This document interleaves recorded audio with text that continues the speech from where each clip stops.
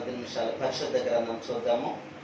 మొదటి కొరింథీయులకు రాసిన పత్రిక, మొదటి కొరింథీయులకు రాసిన పత్రిక, మొదటి కొరింథీ సంఘానికి రాసిన పత్రిక 7వ అధ్యాయము, మొదటి కొరింథీయులకు రాసిన పత్రిక 7వ అధ్యాయము 24వ వచనం. సహోదరులారా, ప్రతి మనుష్యుడును ఏ స్థితిలో పిలువబడునో ఆ స్థితిలోనే దేవునితో సహవాసము కలిగి ఉండవలెను. దేవునికి స్తోత్రాలు చెల్లిద్దాం. తల వచ్చినట్టయితే ప్రార్థన చేద్దాం. మహాపరిశుద్ధుడా, ప్రేమగల తండ్రి, కృపగల మా దేవ, చదవడి లేఖన భాగాలు మీరు దీవించండి, ఆస్వాదించండి. నీ ఆత్మచేతను నింపండి. నీ ఆత్మచేతను నింపి నాలో ఉండి వచ్చినట్టు వారి అందరితోనూ, ఈ యాంత్రం ద్వారా ఇంటిన వారితోనూ, ఈ లైవ్ ద్వారా చూస్తున్న వారితో కూడా మీరే మాట్లాడి మీ ఘనమైన శ్రేష్టమైన జయముగల నామానికి ఘనత, మహిమ, ప్రభావములు పొందుకోమని యేసుక్రీస్తు పరిశుద్ధ నామాన్న అడిగి వేడుకుంటున్నాము తండ్రి. ఆమేన్. హల్లెలూయా, హల్లెలూయా. చదవబడిన లేఖన భాగాన్ని మనం గమనించినట్లయితే అపోస్తలుడైన పౌలు గారు కొరింథీయుల సంఘానికి రాస్తూ చెప్తున్న మాట ఏంటంటే, సహోదరులారా, ప్రతి మనుష్యుడును ఏ స్థితిలో పిలబడినో ఆ స్థితిలోనే దేవునితో సావాసము కలిగి ఉండవలెను. దేవునికి స్తోత్రాలు చెల్లిద్దాం. దేవునికి స్తోత్రాలు చెల్లిద్దాం. సహోదరులారా సంబోధిస్తూనే ఉన్నాడు ప్రతి ఒక్కరిని కూడా, అన్నలారా, తమ్ముళ్ళారా, అక్కలారా, చెల్లిలారా అని చెప్పి సంబోధిస్తూ చెప్తున్నా. ప్రతి మనుషుల్ని ఏ స్థితిలో అయితే పిలవబడ్డారో, అది దీన స్థితి అవ్వచ్చు, అది సంపన్న స్థితి అవ్వచ్చు, లేదా శ్రమ స్థితి అవ్వచ్చు, లేదా వేదన స్థితి అవ్వచ్చు, లేదా కష్టస్థితి అవ్వచ్చు, లేదా అనారోగ్య స్థితి అవ్వచ్చు. నేను ఏ స్థితిలో పిలిస్తే ఆ స్థితిలో నుంచే నువ్వేం చేయాలంటే దేవునితో సావాసము కలిగి ఉండవాలను. దేవునికి స్తోత్రాలు చెల్లిద్దాం. అది ఏ స్థితిలో నువ్వు పిలిచినప్పుడు కూడా, ఇక్కడ మనందరం ఒక్కొక్కరు ఒక్కొక్క స్థితిలో నుండి వచ్చినట్టు వారమే. సంపన్న స్థితిలో వచ్చినట్టు ఉన్నాము, దీన స్థితిలో వచ్చినట్టు వారు ఉన్నాము, లేదా వేదన స్థితి నుంచి వచ్చినట్టు ఉన్నాము, శ్రమలు గల స్థితి నుంచి వచ్చి ఉన్నాము ప్రియులారా. బాగా అనారోగ్య స్థితితో వచ్చినట్టు వారు ఉన్నాము, కలిమితో వచ్చినట్టు వారు ఉన్నాము, లేమితో వచ్చినట్టు వారు ఉన్నాము, దుఃఖ స్థితిలో వచ్చినట్టు వారు కూడా ఇక్కడ ఉన్నాం ప్రియులారా. దేనికి స్తోత్రాలు చెల్లిద్దాం. అయితే ఆ స్థితిని నువ్వు మర్చిపోకూడదు. ఆ స్థితిలోనే నువ్వు దేవునితో అంట సావాసము కలిగి ఉండవలెను చెప్తున్నాడు. దేవునికి స్తోత్రాలు చెల్లిద్దాం. ఎందుకు ఆ స్థితిలోనే దేవునితో సావాసము కలిగి ఉండాలని చెప్తున్నాడు అంటే, దేవుడు ఏం చేస్తాడంటే పిల్లరా, నువ్వు ఏ స్థితిలో పిలబడ్డావో, ఏ స్థితిలో దేవుని సన్నిధికి వచ్చావో, వచ్చిన తర్వాత అపోస్తలుడైన పౌలు గారు చెప్తున్న ఆ స్థితిలో ఉండి దేవునితో సావాసం ఏమంటే, అపోస్తలుడైన పౌలు యొక్క భయం ఏంటంటే,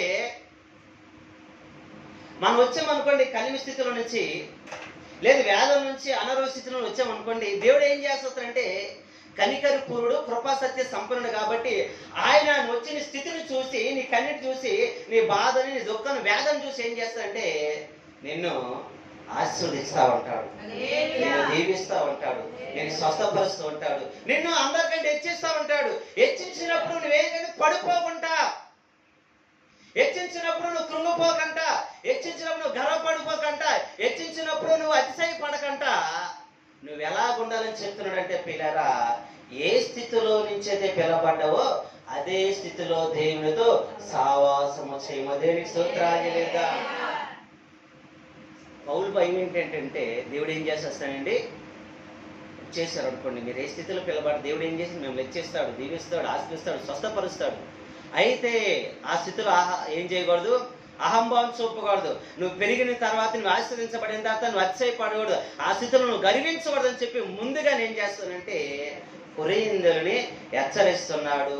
కొరింథీ సంఘాన్ని ప్రియులారా హెచ్చరికైన మాటల ద్వారా తెలియపరుస్తున్నాడు. దేనికి స్తోత్రాలు చెల్లిద్దాం. అబ్రహాముని చూడొచ్చు మనం. అబ్రహాము దగ్గరికి వచ్చేసరికి ఆదికాండం 17వ అధ్యాయం 1వ వచనం చదువుదాం. ఆదికాండము 17వ అధ్యాయము 1వ వచనం. అబ్రహాము 99 ఏళ్ల వాడైనప్పుడు యెహోవా అతనికి ప్రత్యక్షమై నేను సర్వశక్తి గల దేవుడును, నా సన్నిధిలో నడుచుచు నిందారహితుడై ఉండేమో. దేవునికి స్తోత్రాలు చెల్లిద్దాం. ఎప్పుడు చెప్తున్నాడు? 99 సంవత్సరాలు అప్పుడు ప్రత్యక్షం, అబ్రహమా నా సన్నిధిలో నువ్వు నిందారహితుడు. ఎందుకని అబ్రహామును పిలిచాడు? ఎప్పుడు? 75 సంవత్సరాలు పిలిచాడు. ఎలాంటప్పుడు దేవుడి కొరకు అన్వేషణ చేస్తున్నాడు, దేవుడి కొరకు వెతికలాడుతున్నాడు, దేవుడు ఎవరని చెప్పి ప్రియులారా ఆరాట పడుతున్నాడు. అలాంటప్పుడు దేవుడు అబ్రహాంని ఏం చేసిండు ప్రియులారా? ఊరు అనే పట్టణం నుంచి పిలుచుకొని, నీ బంధువుల యొద్ద నుండి, నీ తండ్రి ఇంటి నుండి, నీ ప్రదేశం విడిచిపెట్టి రా అంటే వచ్చేసాడు.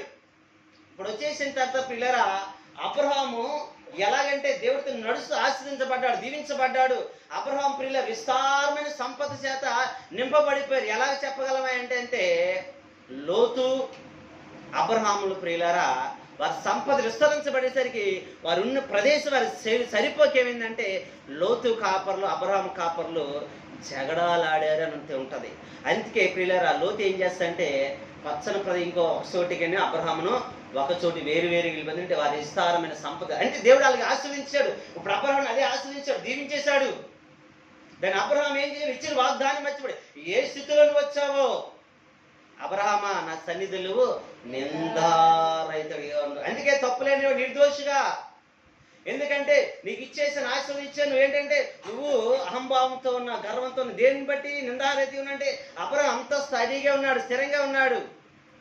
కానీ అబ్రహాంకు దేవుడు చెప్పిన మాట అంటే సారా చేత నీకు ఒక కుమార్ నేను నీ సంతానం వర్ధిల్లించేస్తానంటే అబ్రహాం ఏమనుకుంటే ఆగరని నా భార్య ఏమైనా సంతానం అనుకొని ఉండేసరికి అబ్రహాం అంటున్నాడు. అబ్రహాంతో దేవుడు చెప్తున్నాడు నిందారహితుగా నా సన్నిధిలో నువ్వు ఉండుము. హల్లెలూయా హల్లెలూయా. అంటే పిల్లరా ఎందుకని ఈ మాట చెప్తున్నాడు అంటే పిల్లరా నువ్వు ఏ స్థితిలో పిలబడ్డావు ఆ స్థితిలోనే దేవునితో సావాసం కలిగి నువ్వు వేరే స్థితిలోకి మారకూడదు అని చెప్తున్నాడు. దేవునికి స్తోత్రాలు ఇద్దాం.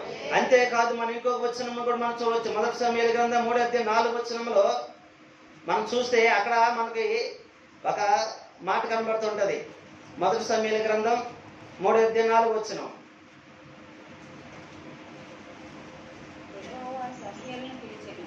యెహోవా సమూయేలును పిలిచెను, అతడు చిత్తం ప్రభువా నేను ఉన్నానని చెప్పాను. ఇక్కడ మనం చూస్తే ప్రియులారా సమూయేలు బాలుడు, మందిరాల్లో ఉంటాడు, మందిర పరిచయం ఉండిపోతాడు, మందిరంలో ఉంటాడు, మందిరంలో తింటాడు, మందిరంలో పడుతాడు, మందిర పరిచయం చేస్తుంటే దేవుడు అతను పిలుస్తాడు సమూయేలు అని ముమ్మారు పిలుస్తూ ఉంటాడు.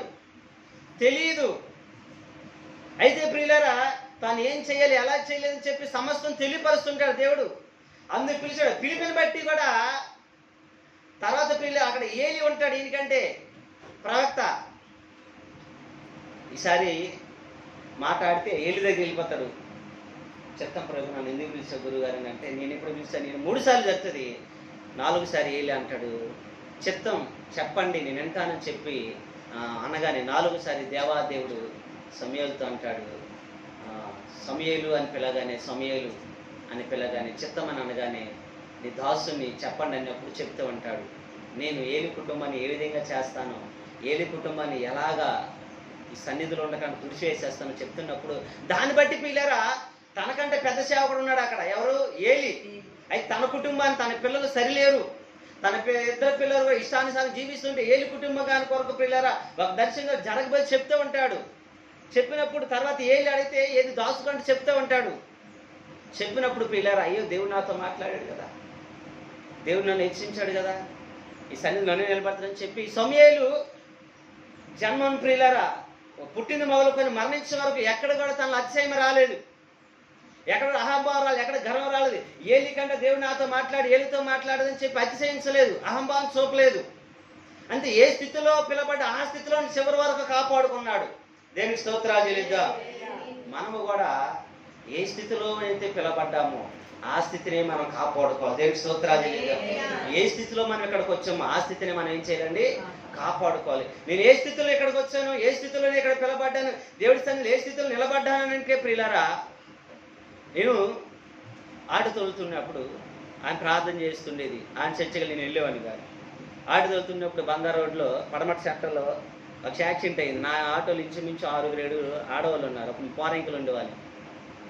అప్పుడు భోజనంకి వెళ్ళి 1:30-2 అవుతూ ఉంటుంది. అక్కడ అందరూ కూడా అయ్యి అపోస్తులు అప్పుడు ఆ పోరంకిలో సీతారామ కాలనీ అక్కడ అందరూ కూడా అపార్ట్మెంట్లు అన్నీ కూడా వాళ్ళతో సంబంధాలు బాగుండేవి. చుట్టుపక్కల వాళ్ళే పక్కన వచ్చి అప్పుడు మేము కూడా అక్కడ 2-4 డాబాలు ఉండేవాళ్ళు, మా మామయ్య వాళ్ళు ఉండేది.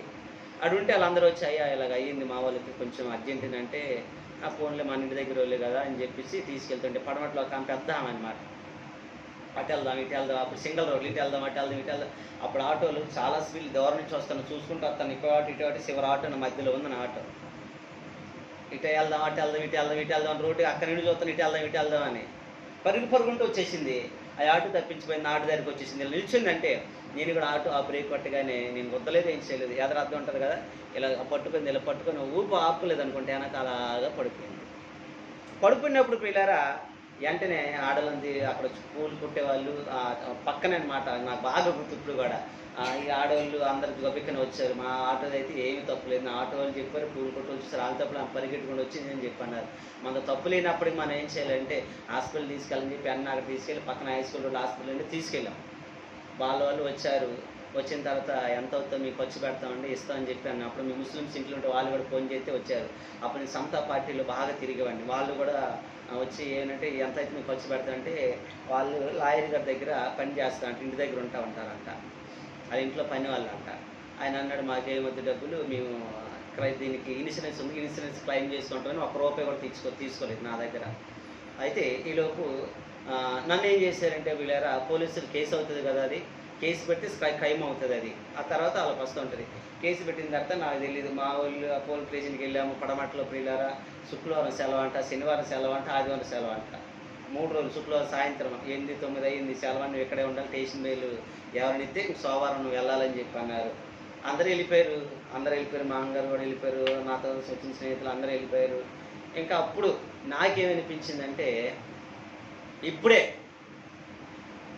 ఈ దినమే నన్ను విడిపిస్తే నా ఆదివారం సాక్ష్యం చెప్పుకుంటాను ప్రేపాన అని. 5 నిమిషాలే అన్ని 5 నిమిషాలు ఎక్కువ కూడా కాదు, నాకు చాలా బాగా గుర్తు. 5 నిమిషాలు నన్ను ఎక్కడెక్కడో కూర్చుని నువ్వు ఎవరో తెలియదు. 5 నిమిషాలతో అప్పుడు సమతా పార్టీ వాళ్ళు తెలిసాను కదా, ఆయనకి ఎట్లా తెలిసిందో తెలియదు. ఆయన బంధాలు ఉన్నాడు, ఒక్క ఫోన్ చేశాడు. ఫోన్ చేయగానే సిఐ గారు ఎస్ఐ గారు అక్కడ ఉన్నారు. తమ్ముడు ఇట్లా పక్కన కూర్చొని పెట్టుకున్నాడు. అరే చెప్పలేదు ఏంద్ర అసలుకి, మనోడు నువ్వు చెప్పొచ్చు కదా అసలుకి, భలే వాడు అని చెప్పేసి పక్కన కూర్చొని పెట్టుకున్నాడు. ఒక మాట చెప్తే ఇంతవరకు వచ్చేది అని చెప్పి నాకు తీసుకున్న సీబు కాగితాలు అన్నీ తీసుకుని ₹1 కూడా తీసుకోలేదు. 3 రోజుల వరకు వెళ్ళకూడదు అన్నారు. ఒక్క ఫోన్ వచ్చింది, నేను అనుకుంటాను. నేను అనుకున్న తర్వాత ఒక ఫోన్ వచ్చింది, పక్కన కూర్చొని పెట్టుకుని వెళ్ళిపోను సోమవారం రా, నువ్వేమొద్దు, ఆటో కూడా తీసుకెళ్ళిపో, కాగితాలు తీసుకెళ్ళి అన్నీ తీసుకెళ్ళిపోని చెప్పేసి ఇచ్చారు. నేను అలాగే వెళ్ళిపోతుంటే మా మామగారు ఎదురు క్యార తీసుకొస్తున్నాను, నేను అక్కడే వెళ్ళిపోతాను. దేవునికి స్తోత్రాలు చెల్లిద్దాం. అనుకున్నట్టుగా దేవుడు నన్ను ఆ స్థితి నుంచి బయట తీసుకొచ్చాడు. ఏ స్థితి? సంఖ్యల చేత తెలియని స్థితిలో. నాకంటే 3 రోజులు ఉండాలంటే, కొత్తలో మనం ఎప్పుడు ఎలాంటి స్టేషన్కి వెళ్ళి ఉండాలంటే మనకి ఎలా ఉంటుందండి, నరకంగా బాధగా ఉంటుంది. అప్పుడు ఇడిపిస్తే మళ్ళీ అప్పుడే వెంటనే 3 రోజులు నేను ఉండిపోయారా బాప్తిసం తీసుకొని 3 రోజులు దేవుడు అప్పుడు నాతో మాట్లాడింది. ఆది అంతయు నేనే ఉన్నానని. దేవుని స్తోత్రాలు. అంటే నన్ను శ్రమకాలం నుండి తీసుకొచ్చాడు, కష్టకాలం నుంచి తీసుకొచ్చాడు. ఆ స్థితి నేను ఇప్పటికీ మర్చిపోతుంది పిల్లరా, ఆ స్థితి నేను ఇప్పుడు కూడా జ్ఞాపకం చేసుకుంటున్నా. ఆ స్థితి నేను కాపాడుకోవడానికి నేను దినదినం కూడా ఏం చేస్తానంటే ప్రార్థన చేస్తున్నాను. దేవునికి స్తోత్రాలు చెల్లిద్దాం. అందుకే ఇక్కడ అపోస్తలుడైన పౌలు గారు చెప్తున్నాడు, సహోదరులారా ప్రతి మనుష్యుడును ఏ స్థితిలో నుంచి పిలబడునో ఆ స్థితిలోని దేవునితో సావాసము చేయవలెనంట. దేవునికి స్తోత్రాలు చెల్లిద్దాం. ఏ స్థితిలో అయితే పిలబడ్డాడు, ఏ స్థితిలో వచ్చాడు, ఆ స్థితి నుంచి మనం ఏం చేయాలంటే సావాసం చేయాలి. ఆ స్థితిని మనం మర్చిపోకూడదు. ఆ స్థితిని మనం నిత్యము కూడా ఏం నెమరు వేసుకోవాలి, గుర్తు చేసుకోవాలి. అయ్యా నేను పలానా స్థితిలో పడిపోయాను, పలానా స్థితిలోనే వచ్చాను, ఆ స్థితిలో నుంచి నన్ను ఇక్కడ లేపు అని చెప్పి నీ అనుదిన ప్రార్థనలో నువ్వు జ్ఞాపకం చేసుకోవాలి. ఇక్కడ మనం చూస్తే పిల్లరా అబ్రహాముని ఏం చేశాడంటే అబ్రహాము స్థితి మరిచిపోయాడు. అందుకే దేవుడు హెచ్చరిస్తాడు, అబ్రహాము నా సన్నిధిలో నువ్వు నిందారహితుడిగా నడుమని చెప్తున్నాడు. ఇక్కడ సమూయేలుని పిలుస్తాడు. సమూయేలు పిలుస్తున్నప్పుడు మొదటి ఎలాగైతే ప్రభువా నీ చిత్తం అన్నాడు, చిట్ట చివరి వరకు ప్రభు దగ్గర పిల్లారా ఇదిగో అదే చిత్తంలో ఉన్నాడు. అందుకే సమూయేలు చేత మొదటి రోజులను సౌలు అభిషేకించబడ్డాడు, దావీదు కూడా అభిషేకించబడ్డాడు. ఎంత అద్భుతం చూడండి. స్థితిని మర్చిపోకుంటున్నాడు కాబట్టి పిల్లరా దేవుడు బహుబలంగా వాడుకున్నాడు. ఇంకా మనం చూస్తే పిల్లరా అపోస్తలుడైన పౌలు గారి గురించి ఏ విధంగా రాయబడ్డదంటే గలతీల పత్రిక 1వ అధ్యాయము 15వ వచనం. గలతీ పత్రిక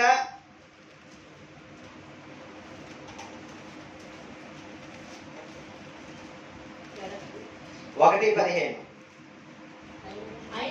తల్లి గర్భమునందు తల్లి గర్భమునందు పడినది మొదలుకొని నన్ను ప్రత్యేకపరిచి తన కృప చేత నన్ను పిలిచిన దేవుడు నేను అన్యజనులలో ప్రకటింపవలెనని. చాలు ప్రియులారా, ఏంటండి తల్లి గర్భంలో తన ప్రత్యేకపరిచంట అన్ని జనుల్లో తన కుమారుడు కొరకు ప్రకటింపబడాలని. ఏంటి? దేవుని సువార్త ప్రకటింపబడాలని. ఆయన ఎప్పుడు పిలిచాడు? అన్ని జనులను హతమారుస్తున్నాడు, అన్ని జనులను నరుకుతున్నాడు, అన్ని జనులను జైల్లో పెడుతున్నాడు. వారందరూ అన్ని జనులను చెప్పి ప్రియులారా దేవుని నమ్ముకుంటారని చెప్పి వాళ్ళందరూ ఏం చేసి తెరసాల ఆ స్థితిలోనే పిలిచాడు. ఏ స్థితిలో అండి? ప్రజలను వేదన స్థితిలో, దుఃఖ కాలంలో వాళ్ళందరినీ శ్రమలు పెట్టేస్తాం ఆ స్థితిలోనే పిలిచాడు. ఇప్పుడు అదే శ్రమను పౌలుకు పెట్టాడు. అదే శ్రమ పెట్టే ఆ శ్రమను మర్చి ఆ స్థితిలోనే అన్ని జనుల దగ్గరికి వెళ్ళి నువ్వేం చేయాలి? నా కుమారుడు ప్రకటించాలని చెప్పి తను తాను సాక్ష్యం పంచుకుంటాడు. దేవునికి స్తోత్రాలు చెల్లిద్దాం. అందుకని చెప్తున్నాడు, ఏ స్థితిలో పిలవబడినావో ఆ స్థితిలోనే దేవుడితో సహవాసము కలిగి ఉండు. దేవునికి స్తోత్రాలు చెల్లిద్దాం. ఏ స్థితిలో పౌలు పిలవబడ్డారు? ఏ స్థితిలో అండి? దేవుడు నమ్ముకున్నట్టు వారు ఎవరైతే ఉన్నారో వారందరిని ప్రియులారా ఇదిగో చంపుతున్నాడు, నరుకుతున్నాడు, వారందరిని వేదనకి గురి చేస్తున్నాడు. ఆ దమస్క పట్టణంలో ఇంకా ఇదిగో దేవుడు నమ్ముకున్నట్టు వారు ఉన్నారని చెప్పి అక్కడికి వెళ్ళి ఏం చేయాలనుకున్నాడంటే వారిని కూడా చెరసాలు గిడ్చాలి, వారిని కూడా హతమార్చాలి, వారి మందిరాలు కోల్చాలనుకున్నాడు. ఆ స్థితిలో నుండి పిలిచాడు. అవునంటారు కదండి. దమస్క వెళ్ళినప్పుడే పౌలుని పిలిచాడు. పౌలా పౌలా నా నేల నువ్వు హింసించుచున్నావు. అయ్యా నువ్వు ఎవడు అయ్యానంటే నువ్వు హింసించుతున్నా నేను యేసుని అంటాడు. దేనికి స్తోత్రాలు. ఆ స్థితిలోని పిలిచి ఆ స్థితిని మర్చిపోవట్లేదు. ఆ వేదన స్థితిలోని, ఆ కష్టాల్సి, ఆ శ్రమ స్థితిలోని అదే శ్రమలు పడుతూ అదే కష్టపడుతూ ఏం చేస్తున్నాడంటే పిల్లరా గురియద్దకే పరిగెట్టాలని చెప్పి ప్రేమ కొరకు దేవుని ప్రకటిస్తూనే ఉన్నాడు. దేనికి స్తోత్రాలు. హల్లెలూయా. అయితే నీవు నువ్వు కూడా పిల్లరా ఏ స్థితిలో పిల్లబడ్డా ఆ స్థితిలోని దేవునితో సహవాసం కలిగి ఉండాలి. ఏ స్థితిలో పిలబడి ఆ స్థితిలోనే సావాసం. నీకు 4 అంతస్తులు బిల్డింగ్ ఇచ్చినా, లేదా అట్టడి స్థితిలో ఉన్నా, లేదా అనారోగ్య స్థితిలో ఉన్నా, మంచం మీద లేవనే స్థితిలో ఉన్నప్పుడు కూడా ఆ స్థితిలో నువ్వు ఎలా ఉండాలని దేవుడితో సావాసం కలిగే ఉండాలి. ఏం కలిగి ఉండాలండి? దేవుడితో సావాసం కలిగి ఉండాలి. నువ్వు ఆశీర్వదించబడినప్పుడు, దీవించబడినప్పుడు నువ్వేమవకూడదని చెప్తున్నాడంటే అపోస్తలుడైన పౌలు గారు. ఏమకూడదండి? అతిశయించబడదు, అహంభావం చూపబడదు. హల్లెలూయా. ఏ స్థితిలో ఉన్నాము ఆ స్థితిలో దేవుడితో సావాసం కలిగి ఉండాలి. దేవుడికి స్తోత్రాలు చెల్లిద్దాం. ఇక్కడ పిల్లలు అదే స్థితిలో అపోస్తలుడైన పౌలు చెప్తున్నాడు కాబట్టి ఇప్పుడు కొరింథీ సంఘాన్ని కూడా ఆయన హెచ్చరిస్తున్నాడు. దేవుడికి స్తోత్రాలు చెల్లిద్దాం. అంటే తాను నడుస్తున్నాడు కాబట్టి ఇతరులకి చెప్పగలుగుతుంటాడు. తాను నడకపోతే ఇతరులని నడిపించగలుగుతాడండి. దేవుడితో నడిచినట్టు వాడు ఏం చెప్తాడు? అమ్మా దేవుడితో నడవండి అని చెప్పగలుగుతుంటాడు. దేవుడితో నడవలేనంటే వారు ఇతరులకి ఏం చెప్పగలుగుతారు? వాళ్ళు చెప్పలేరు. దేవుడికి ఎప్పుడైతే నువ్వు నడుస్తున్నావు, విశ్వాసం కలిగి ఉండవు, 10 మందికి నువ్వు చెప్పగలుగుతుంటావు. నువ్వు నడవలేకపోతే దేవుడిని విశ్వాసం నీకు లేకపోతే నువ్వు 10 మంది కాదు ఒక్కరు కూడా నువ్వు చెప్పలేవు. ఏం చేయలేవండి? ఒక్కరు కూడా చెప్పలేము. ఆ భారం ఎప్పుడైతే నీలో వచ్చేస్తూ ఉంటుందో దేవుడి యొక్క ఏ స్థితిలో పిలుచుకున్నా ఆ స్థితిని మర్చిపోకుండా అయ్యా స్థితిలో ప్రభు రక్షించుకున్నాడు కాపాడని చెప్పి ఎప్పుడైతే నువ్వు అనుకుంటావో నువ్వు 100 మందికి సువార్త చెప్పి శిక్షిస్తాడు. దేవుడికి స్తోత్రాలు. లేదా నువ్వు ఆ స్థితిని మర్చిపోయింటే నువ్వు ఒక్కరు కూడా చెప్పలేవు. చెప్పిన నీ మాట ఎవరు వినరు, నేను నమ్మి ఎవరు రాలేరు. ఎందుకంటే నువ్వు ఆ స్థితిని మర్చిపోయి ఆ స్థితిలో నువ్వు లేవు కాబట్టి. మనం ఏ స్థితిలో ఉన్నప్పుడు కూడా పిల్లరా ఆ స్థితిలోని ప్రభుతో సావాసం చేయాలి. దేవునికి స్తోత్రాలు చెల్లిద్దాం. దేవునికి స్తోత్రాలు చెల్లిద్దాం. చూడండి పిల్లరా, మన దేశంలో గొప్ప గొప్ప వాళ్ళు ఉన్నారు, బిలియన్స్ ఉన్నారు. మనం చూస్తే రిలయన్స్, అనిల్ అంబానీ, మనం చూస్తే ప్రపంచంలో చాలా ఉన్నాయి. ఏంటి? ఫ్యాక్టరీలు ఉన్నాయి, చాలా బిజినెస్లు ఉన్నాయి, చాలా సంస్థలు ఉన్నాయి. మన ఇండియాలో నెంబర్ 1 పొజిషన్ అండి. కోటీశ్వరులు ఎవరయ్యా, బిలియనీర్ ఎవరంటే మన ఇండియాలో ఆయనదే. ప్రపంచంలో కూడా ఆయనది 3వ స్థానం 4వ స్థానం ఉంది. అంతే, అంత కోటీశ్వరుడు. కానీ మన ఇండియాలో టాటా కంపెనీ ఉంది, రతన్ టాటా. అయితే ప్రియులారా ఈయన అట్టడి స్థితిలో ఉంచాడు, ఆయన అట్టడి. అయితే రిలయన్స్ అధినేత మర్చిపోవచ్చు కానీ రతన్ టాటా పిల్లలు ఏ స్థితిలో ఆ స్థితిని మర్చిపోలేదు ఆయన. ఆ స్థితిని మర్చిపోకండి పిల్లరా. తనతో పనిచేసినంత వారికి ఉన్నతమైన స్థితి ఇచ్చాడు. ఏం ఇచ్చాడండి? తనతో పనిచేసినంత వరకు ఉన్నతమైన స్థితి. ఆ స్థితిని మర్చిపోకండి. ఎప్పటికప్పుడు ఆ స్థితిని జ్ఞాపకం చేసుకుంటూ అందరికి ఆదర్శంగా మిగిలాడు. మన దేశము కొరకు ఎంతో ప్రియులరా తనకు వచ్చిన 100 రూపాయల్లో ఇంచుమించు 70 రూపాయలు ఖర్చు పెడుతున్నాడు పేదలకి. ఎంతండి? 30 రూపాయలు ఆయన తీసుకుంటాడు. అంటే చూడండి, స్థితిని మర్చిపోలేని వారు ఏం చేస్తారు? స్థితిని మర్చిపోలేని వారు స్థితిని జ్ఞాపకం చేసుకుని నాలాగా ఇంకా ఎవరైతే ఉండకూడదో, ఆ పాత స్థితిలో ఎవరైతే ఉన్నారో, అట్టడి స్థితిలో ఎవరైతే వారి కొరకు ఏం చేస్తారండి? ఖర్చు పెడతా ఉంటారు. హల్లెలూయా. తను అంతకు పరిగెట్టాలని చూసుకోలేదు పిల్లరా. మనం కూడా అలా ఉండవు. అయితే మొదటిగా మనం చూస్తే పిల్లరా, మన ఆ స్థితిలో ఉండాలి అంటే మొదటిగా మనం ఏం చేయాలి?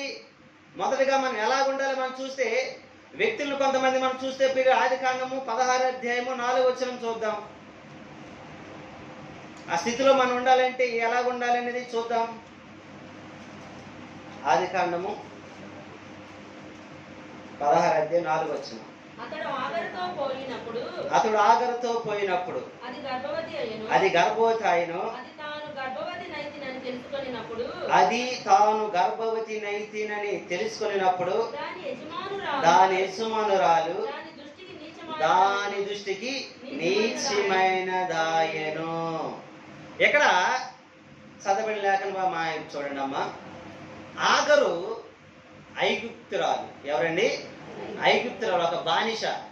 అయితే సారాయి ఐగుప్తు రాజు బంధించిన తర్వాత దేవుడు ఐగుప్తు రాజు చెర నుంచి విడుదల చేసిన తర్వాత, ఐగుప్తులో ఉన్నప్పుడు సారాకి ఎవరైతే బానిసకున్నారో ఆ బానిసని సారా ఏవైతే వస్తువులు వాడింది, ఏ వస్తువులు పట్టుకుంది, ఆ వస్తువులన్నీ కూడా సారా ఇచ్చి పంపేస్తారు. అలాగే ఐగుప్తురాలైన ఆగర్ను కూడా బానిసని ఆయన కూడా ఇచ్చి పంపేస్తారు. ఎందుకంటే దేవుడు సారాని ఐగుప్తు రాజు బంధించినప్పుడు ఐగుప్తు రాజుకి ఆ దేశం మీదకి విపరీతమైన తెగుళ్ళు రప్పించాడు. ఎప్పుడైతే అమ్మాయిలు దేవుడి నుంచి వచ్చింది, దేవుడి ఉగ్రతని తెలుసుకున్నారో, సారా కలిగినన్ని ముట్టుకున్నవన్నీ కూడా సారాతో పంపేస్తారు. అలాగా సారాకి దాసిగా ఆగరైంది. ఇప్పుడు దాసి అంటే పని మనిషి అనమాట. ఈ పని మనిషి ప్రియులరా ఉండేటప్పుడు చాలా కాలం తర్వాత దేవుడు పిలుచుకుని 75 సంవత్సరాలప్పుడు పిలుచుకున్నప్పుడు సారాకి ఇంకా గర్భం రావట్లేదు, ఇంకా గర్భం తెలవట్లేదు అని చెప్పి నిరాశ చెందింది. అబ్బో, నా ఆగనిచ్చాడు కదా దేవుడు, ఈ వల్లే గర్భం తగ్గుతుందని చెప్పి ఆగర ఏం చేసిందంటే పిల్లరా, తన యజమానుడికి 2వ భార్యగా కట్టబెట్టింది. ఏం చేసిందండి? 2వ భార్య. అంటే ఏ స్థితి అంది ఆగరది? దాసి, పని చేసే స్థితి, పనిరాళ్ళు. ఎక్కడ కూర్చుంటే ఆడ కూర్చోవాలి, ఏ పని చేయమంటే ఆ పని చేయాలి. ఇప్పుడు ఎక్కడి నుంచో పెట్టింది? యజమానురాలుగా తన పక్కన నిల్చో కూర్చొని పెట్టుకుంది, తన భర్త పక్కన చోటిచ్చింది. ఇప్పుడు ఎలా ఉండాలి? అక్కడ ఏ స్థితి నుండి వచ్చిందంటే పిల్లల పరిస్థితి నుంచి వచ్చింది. ఇప్పుడు యజమానురాలు స్థితిలో ఉంది. ఇప్పుడు ఏం చేయాలి? అక్కడికి వచ్చిన తర్వాత, అయ్యా నా యజమానురాలు సారాయి దాసినైన నాకు అబ్రహాం దగ్గర నాకు ఏమిచ్చిందంటే ఒక భర్త పొజిషన్ ఇచ్చింది. లేదంటే నా బ్రతుకు దినములన్నీ దాసి ఉండే పనిరాలుగా అయిపోయి ఇచ్చిందని చెప్పి సంతోషించాలి, ఆనందపరచాలి. కానీ ఎప్పుడైతే గర్భం ధరిచిందో ప్రియులారా ఏమైపోయిందంట? తన దృష్టి కంటే తన యజమానులు అయిపోయిందని నీచిదానికి అయిపోయిందంట. చూడండి ఏమైపోయిందండి అంటే, నేను అంటాను ఈ మాటలో, ఆ స్థితిని చూసి ఏం చేసిందంటే గర్భాన్ని ధరించి చూసి సారాన్ని చూసి గర్వించింది. ఏం చేసిందండి? గర్వించి నీచురాలుగా చూసింది. కొన్నిసార్లు మనం ఏం చేస్తాం? మన దగ్గర ఇప్పుడు కూడా 10 రూపాయలే ఉంటాయి. ఉదాహరణ చెప్తాను, 10,000 ఉంటాయి మన దగ్గర ఇప్పుడు కూడా. మన బంధువుల దగ్గర వాళ్ళ దగ్గర 20 రూపాయలు ఉంటాయి, మన దగ్గర 10 రూపాయలు ఉంటాయి. ఆ 10 రూపాయలు ఇప్పుడు 10 రూపాయలు ఉంటాయి. మనకి ఏదో దేవుడు అదృష్టం వచ్చి 10ని 20 చేసేస్తాడు. ఏం చేసేస్తాడండి? 20 చేయగానే ఇంకేమైపోద్ది? ఏం నువ్వు నాకు పెట్టేది? మా ఇంటికి నువ్వు వచ్చినా రాకుండా ఏం వల్ల నీతో మాట్లాడుకుని ఏం అసలా ఏమైపోద్ది? ఇప్పుడు గర్వం. మొన్నటి వరకేమో అబ్బా మా అన్నయ్యలు, మా తమ్ముళ్ళు, మా చెల్లెళ్ళు, మా పెద్దమ్మ పిల్లలు, మా చిన్న పిల్లలు ధనవంతులు. ఒక 10 రూపాయలు ఇక్కడ రాగేసరికి ఏమైపోయింది? మంచిగా మాట్లాడిన నోరు, మధురంగా మాట్లాడినోడు, 10 మందికి చెప్పిన నోరు ఏమైపోయింది అంటే ఇప్పుడు గర్వం అహంభావంతో 10 రూపాయలతో పాటు నీకంటే నేనేం తక్కువ దాన్ని, నీకంటే సమానం దాన్ని కాదని చెప్పి ఏమైపోతామంట, ఎగిరెగిరే చేప ఏట్లో పడితే పర్లా, ఒట్టిని పడితే ఏమవుతుందండి, గిలగిల గిలగిల కొట్టుకొని చనిపోతా ఉంటుంది. అంటే అదే ఏట్లో పడింది అనుకోండి, ఎంత ఎగిరిన ఆయన ఏట్లోనే పడింది అనుకోండి, బ్రతుకుతా ఉంటుంది. ఇక్కడ చూస్తే ఆఖరి ఏమైపోయిందంటే పిల్లరా, గర్వించింది. దాని యజమానులంట నీచ స్థితికి చూస్తుంది, దుర్మార్గ స్థితి వచ్చి చూస్తుంది పిల్లరా. ఈరోజు ఇప్పుడు ఏమైపోయిందంటే పిల్లలు చూస్తే ఇంకో మాట మనం చూస్తే, ఇంకో మాట చూద్దాము. ఆది కాండము 21 అధ్యాయం 14 వచనం. 21:14 వచనం. కాబట్టి తెల్లవారినప్పుడు అబ్రహాము లేచి ఆహారమును నీలతిత్తిని తీసుకొని ఆ పిల్లవానితో కూడా ఆగరణకు అప్పగించి ఆమె భుజం మీద పెట్టి చాలు పిల్లలు ఏం చేశారంటే అండి, ఎప్పుడైతే యజమాని నీతి చూసింది అప్పుడు అబ్రహాం ఏం చేసింది, సారా ఏం చేశారు, పంపివేశారు. ఏం చేశారండి, పంపివేసేశారు. అయితే ఏం కోల్పోయిందండి అక్కడ, భార్యగా స్థానం కోల్పోయింది, యజమానురాలు స్థానం కోల్పోయింది, ఉన్నతమైన ఆశ్రయించబడే స్థానం కోల్పోయింది. ఏంటే ఏం కోల్పోయింది, ఉనికిని కోల్పోయింది. చెప్పుడానికి ఉనికి లేదు దానికి, పలానా కుటుంబం పలానా బంధువులు చెప్పడానికి ఉనికి లేదు, ఉనికిని మొత్తం కోల్పోయింది. ఎక్కడి నుంచి వచ్చావు, ఎక్కడికి వెళ్తున్నావు అని చెప్పి తర్వాత వచ్చిన వాళ్ళు ఉంటుంది, ఏముంటుందండి, తర్వాత వచ్చిన ఆఖరి నువ్వు ఎక్కడి నుంచి వచ్చావు ఎక్కడి నుంచి వెళ్తావు అని చెప్పి తర్వాత ఇంటికి వెళ్ళి చదువుకోండి. అంటే ఉనికిని కోల్పోయింది. మనం ఏం చేయకూడదంటే ఉనికిని కోల్పోకూడదు. దేవుడి దగ్గరికి వచ్చినప్పుడు దేవుడు మనల్ని హెచ్చిస్తాడు. ఏ స్థితిలో వచ్చినప్పటికీ నువ్వు దేవుడి దగ్గర వచ్చినప్పుడు ఆయన హెచ్చిస్తాడు, కార్యాలు అద్భుతాలు చేస్తాడు. ఆ స్థితిని నువ్వు మరిచి గర్వించామా, ఆ స్థితిని మరిచి మనం యాగర్లాగా నీచ స్థితిని మనం చూసామనుకోండి, మనం ఉనికినే తీసివేసేస్తాడు. హల్లెలూయా. ఏం చేస్తండి, ఉనికి లేకుండా తీసివేసేస్తాడు. చెప్పుకోవడానికి ఉనికి ఉండదు. ఇప్పుడు ఆ ఉనికి లేకుంటేనే ఇశ్రాయేల్ మీద తెగబడుతున్నారు. ఇశ్రాయేల్ ఒకటే దేశం, చుట్టుపక్కల 50 దేశాలు ఆగరవి. ఎన్ని దేశాలు అండి, చుట్టుపక్కల ఆగరు 50 దేశాలు, ఇశ్రాయేల్ ఒకటే దేశం. కానీ ఇశ్రాయేల్ అంటే అందరికీ భయమే. అమ్మో ఏం చెయ్యాలన్నా ఎలాగెళ్ళాలన్నా వాళ్ళ దేవుడు సర్వశక్తిమంతుడు, వాళ్ళ దేవుడు అద్భుతాలు చేస్తాడు, వాళ్ళ దేవుడు వీళ్ళు పోట్లాడరు, వాళ్ళ దేవుడే పోట్లాడుతూ ఉంటాడు. దేవుడి స్తోత్రాలు చెల్లిద్దాం.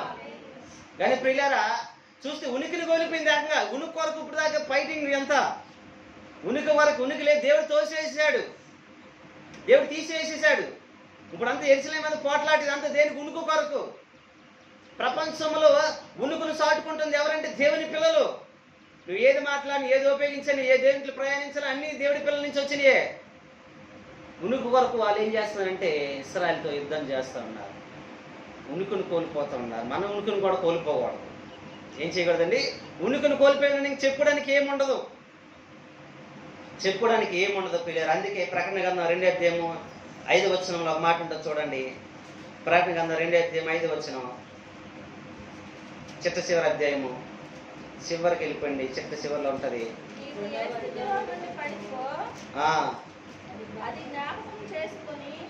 గట్టిగా చదవండి. నీవు ఏ స్థితిలో నుండి పడితేవో అది జ్ఞాపకం చేసుకొని మారు మనసు పొంది ఆ మొదటి క్రియలను చేయము. అట్లా చేసి నీవు మారు మనసు పొందితేనే సరి, లేని ఎడల నేను నీ యొద్దకు వచ్చి నేను నీ దీపస్తంభమును దాని చోట నుండి తీసివేస్తును. దేనికి స్తోత్రాలు లేదా. ఇప్పుడు ఏమైందంట, ఆఖరి దీపస్తంభం ఏమైపోయింది, తీసివేసేసాడు. మారు మనసు పొందలేదామా, ఏం చేయలేదండి, మారు మనసు పొందలేదు. దాన్ని ఏం చేశాడు, దాని దీపస్తంభం చోటు నుండి తీసివేసాడు, ఉనికిని కోల్పోయింది. అందుకే చెప్తున్నాడు పిల్లరా, ప్రకటన గ్రంథంలో యోహాను ఏ స్థితిలో నుండి పడితో అది జ్ఞాపకం చేసుకో. ఒకవేళ ఈ దినాన్ని మనం ఏం చేసుకోవాలంటే, ఒకవేళ మన స్థితిలో నుంచి ఒకవేళ పడిపోతే, మొదట ఏ స్థితిలో వచ్చి మా స్థితిలో దేవుడు మనల్ని ఆశ్రయించి దీవించిన తర్వాత ఒకవేళ మరలా పడిపోతే దాన్ని జ్ఞాపకం చేసుకుని దాన్ని సరి చేసుకొని మారు మనసు పొందాలంటే దేవునికి స్తోత్రాలు లేదా. ఏం చేసుకోవాలంటే అంటే సరి చేసుకోవడం అంటే దిద్దుకోవటం, పొరపాటును దిద్దుకోవటం. ఆ దిద్దుకొని ప్రభువా నేను పొరపాటు చేశాను, ప్రభువా నన్ను సరిచేయు, ప్రభువా ఇప్పుడే నేను రక్షణ పొందుతున్నాను, అయ్యా నీకు ఇచ్చిన మా రక్షణ నేను కోల్పోయాను, అయ్యా నువ్వు ఇచ్చిన దీవెన కోల్పోయాను, నేను అహంభావంతో గర్వించబడ్డాను, ఆగరవలే నీచమైన స్థితిలో నుంచి చూశాను, నీచమైన స్థితిలో నేను చూశానని చెప్పి నీకు నువ్వు ప్రార్థన చేసుకుంటే ఏం చేస్తానంటే పిల్లరా నువ్వు ఏం చేస్తానంటే దీవిస్తాడు, ఆశీర్వదిస్తాడు. ఒకవేళ సరి చేసుకోలేని ఎడలా అని చెప్తున్నాను, నేను నీ వద్దకు వచ్చి నీ దీపస్తంభమును హల్లెలూయా దాని చోట నుండి నువ్వు ఎక్కడైతే నిల్చున్నావో, ఎక్కడైతే ఉన్నావో దీపస్తంభాన్ని, నీకు ఆధారమైనది ఏంటి? మనకు ఆధారమైనది ఏంటండి? హృదయంలో ఏముంది? దేవుడిచ్చిన దీపం వాటి వెలుగుతుంది. ఆ దీపం ఎప్పుడు ఆరిపోవడం ఎప్పుడు ఉండేది దేవుడికి తెలుసు. అది తీసివేస్తే మనకేముండదు, ఉనికినే కోల్పోతాం ప్రియులారా. అందుకే మొదటగా మనం ఏం కోల్పోకూడదంటే ఉనికిని కోల్పోకూడదు. దేవుడి దగ్గరికి ఏ స్థితిలో మనం పిలబడ్డామో ఆ స్థితిలో దేవుడితో సావాసం చేయి ఉండాలి. దేవుడికి స్తోత్రాలు చెల్లిద్దాం. అంతే మొదటగా మనం ఏం చేయాలంటే ఆగల ఉనికిని కోల్పోకంట మనం ఏముండాలంటే అహంభావం, గర్వమానం లేకుండా ఆ స్థితిని జ్ఞాపకం చేసుకుని ప్రార్థన చేసేవారుగా ఉండాలి. దేవునికి స్తోత్రాలు చెల్లిద్దాం. రెండవదిగా మనం చూస్తే ప్రియులారా ప్రభు చెప్తున్న మాట ఏమనుందంటే, రెండవది చూస్తే ఏ స్థితిలో పిలబడ్డామో ఆ స్థితిలోనే దేవుడితో సావాసం చేయండి. అంటే రెండవది చూస్తే పిల్లరా ఆ స్థితిలోనే నిలబడాలి. ఏం చేయాలండి? నిలబడాలి. మన స్థితిలోనే నిలబడాలి. మనం నిలబడలేము, కొన్నిసార్లు నిలబడగలుగుతామండి, నిలబడలేము. ఎందుకని? వరద వచ్చినా తట్టుకోలేము, వరద రాకున్నా నిలబడలేము, వర్షం వచ్చినా నిలబడలేము, వర్షం రాకున్నా నిలబడలేము. దేనికి స్తోత్రాలు చెల్లిద్దాం. మనం ఏం చేయాలి? నిలబడాలి.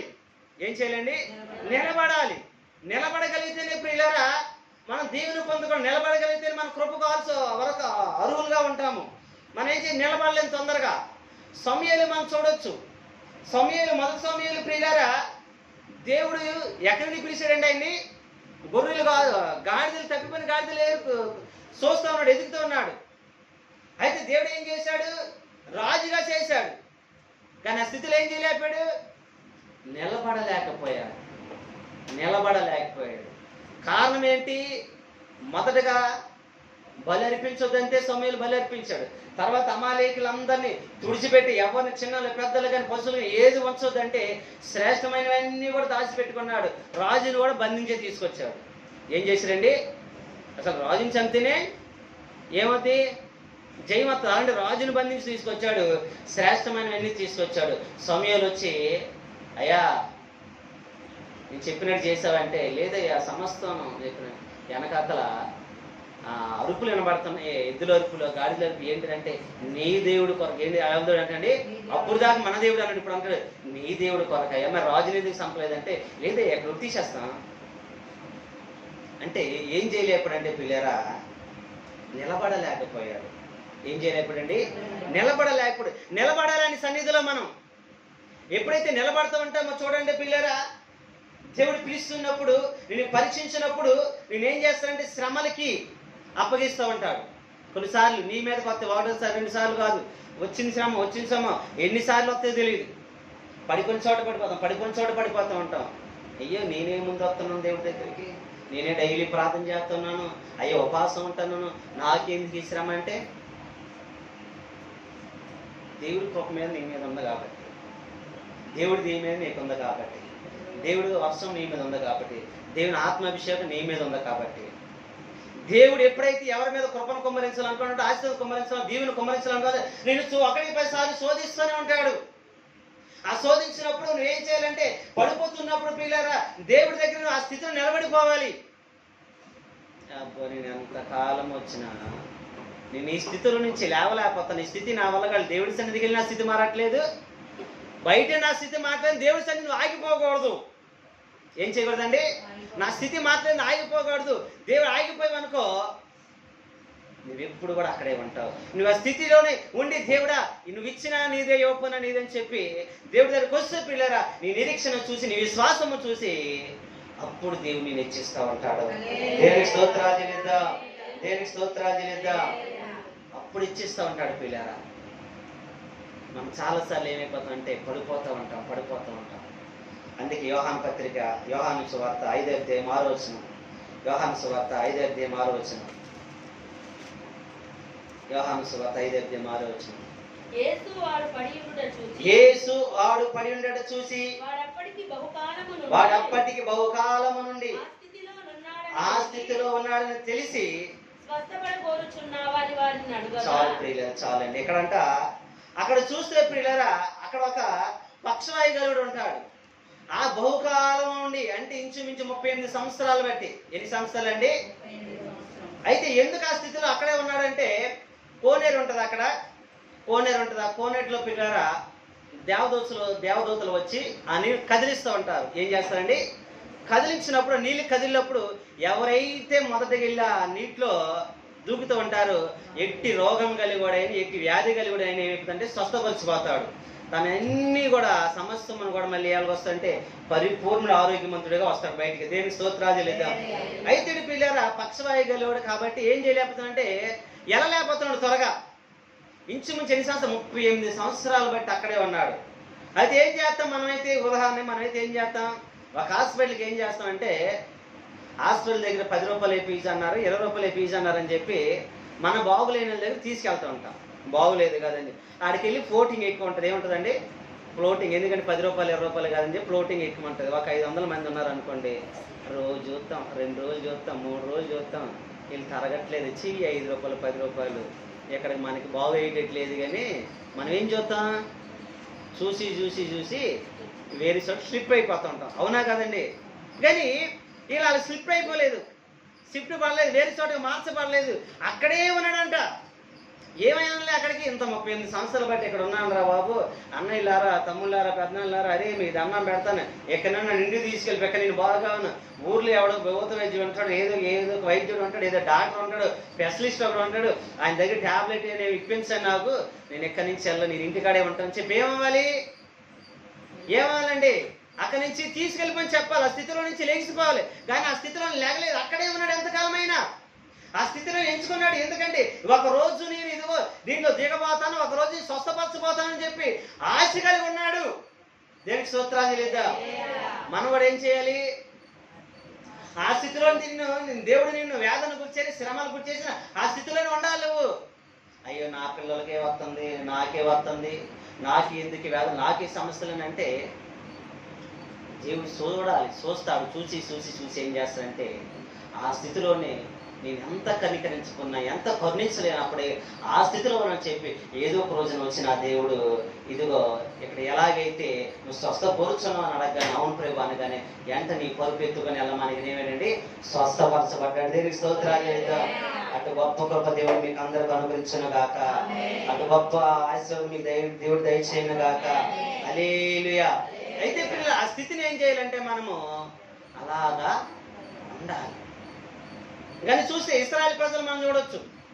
ఇశ్రాయేలు ప్రజలు కూడా మనం చూస్తే విలాప వాక్యాలు 5:21 వచనంలో ఉంటుంది చక్కగా. విలాప వాక్యాలు 5:21.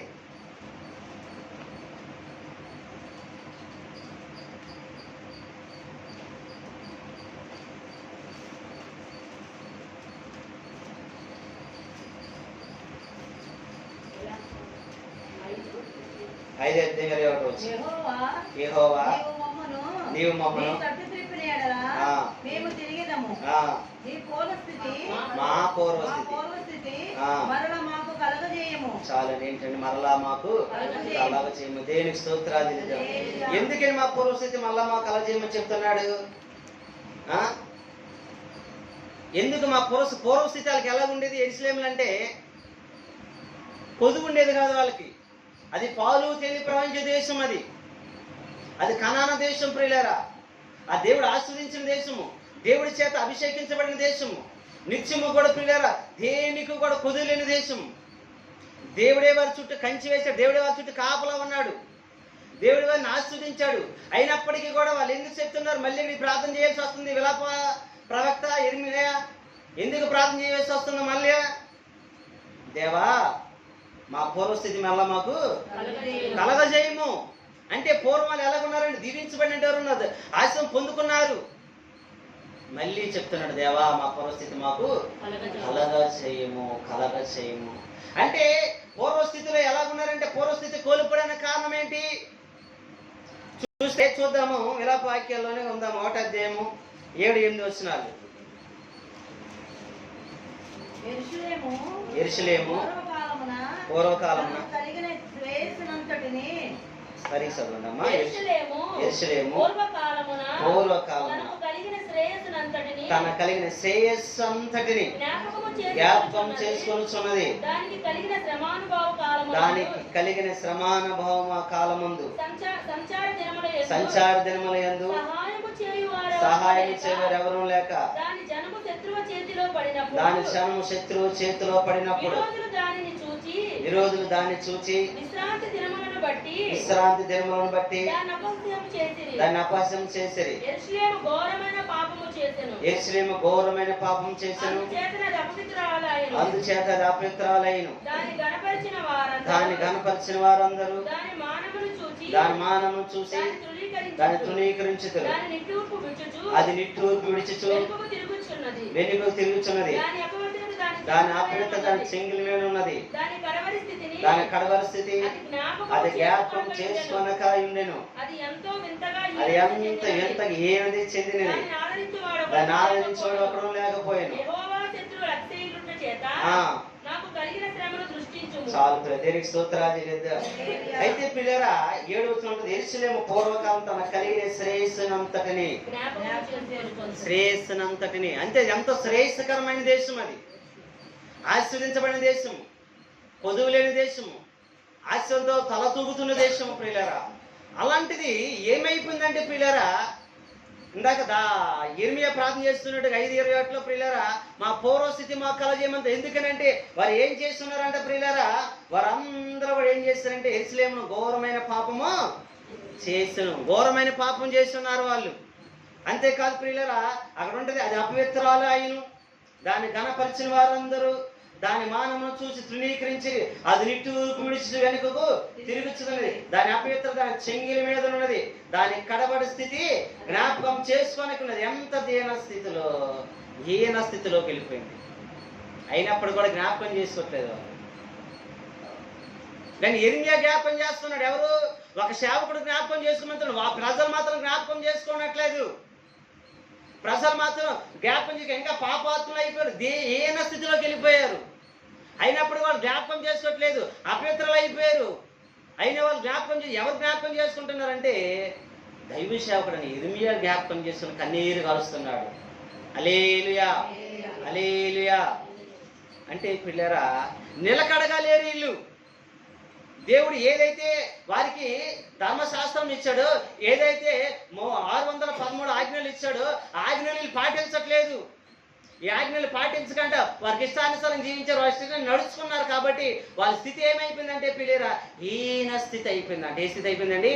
హీన స్థితిలో పడిపోయారు.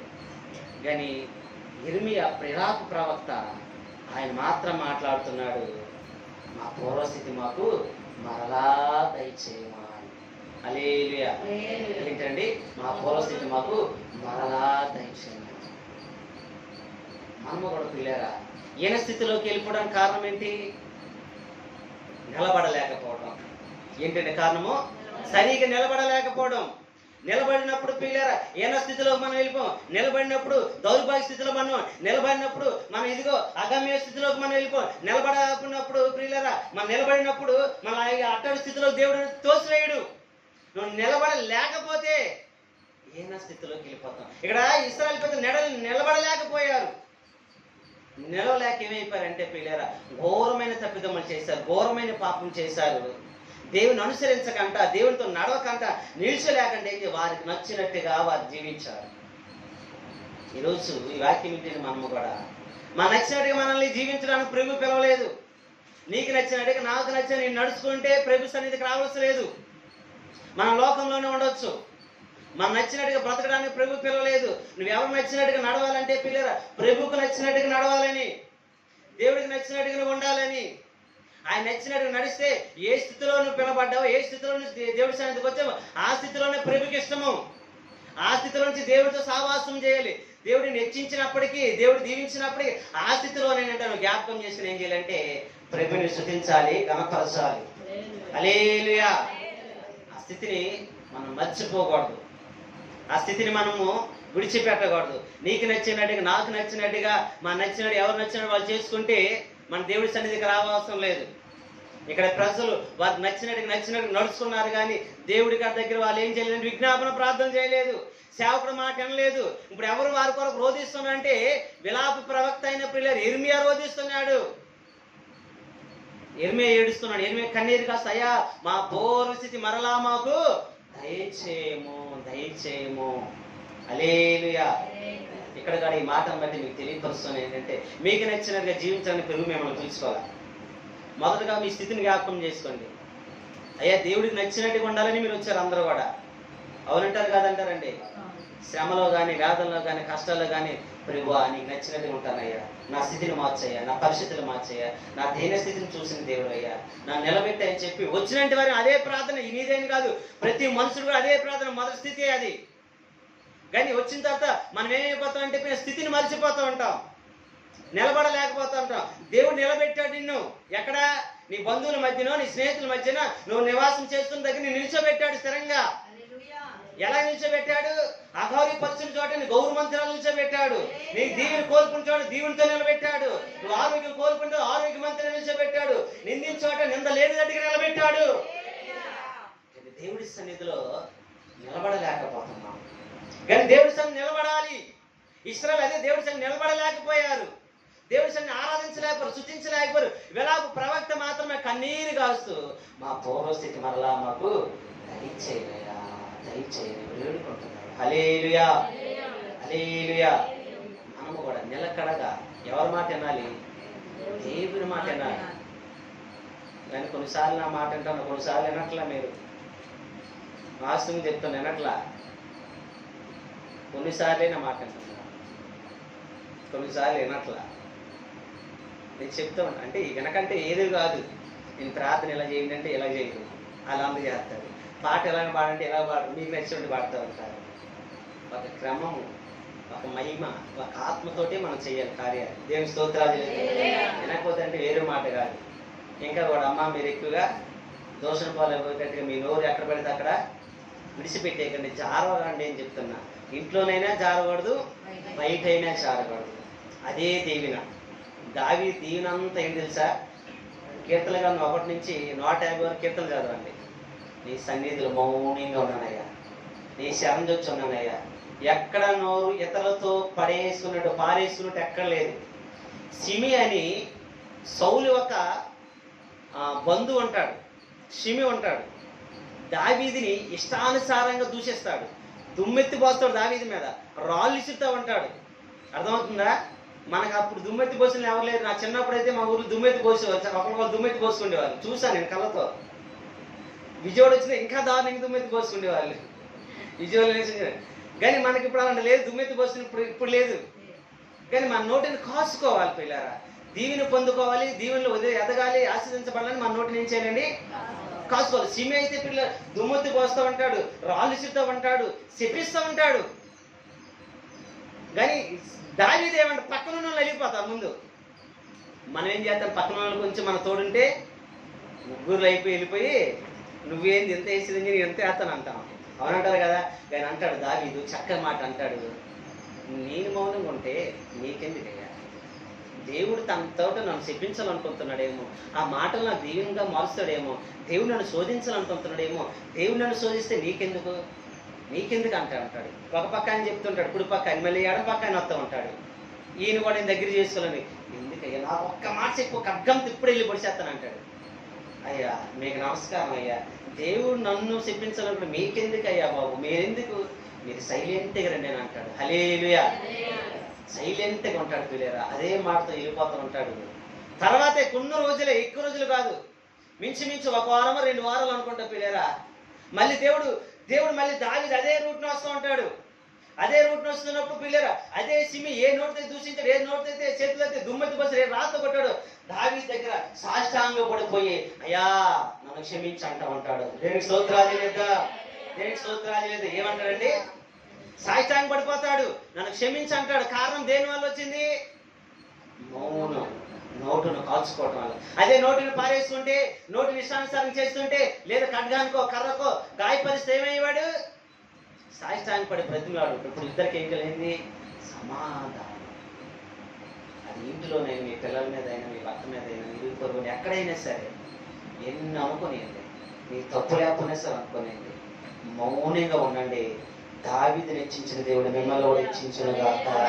హల్లెలూయా, హల్లెలూయా. అందుకే పిల్లరా, మనం చూస్తే హోషేయ ప్రవక్త ఒక మాట అంటాడు చూడండి.